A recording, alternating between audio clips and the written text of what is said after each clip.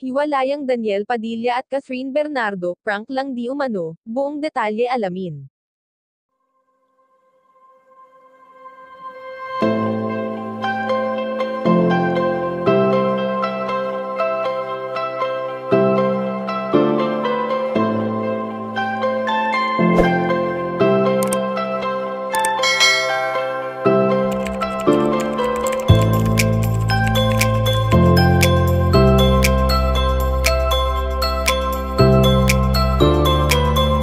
Mainit na pinag-uusapan ngayon sa buong social media ang hiwalayang Daniel Padilla at ang longtime girlfriend nito na walang iba kundi si Cathryn Bernardo.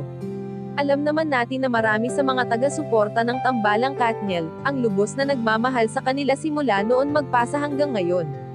Sa 11 years na nagsama ang dalawa, ay hindi natin lubos na may isip na sa hiwalayan rin mauuwi ang lahat, lalo na nga at minahal na sila ng milyon-milyong taga-subaybay. Subalit ngayon nga ay may kumakalat na balita na animoy hindi totoo ang paghihiwalay ng dalawa dahil sa post ng isang Facebook page na nagsasabing prank lamang ito.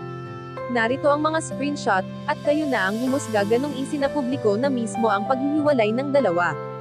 Kayo mga kachika, anong masasabi nyo dito? Please leave the comment and don't forget to subscribe.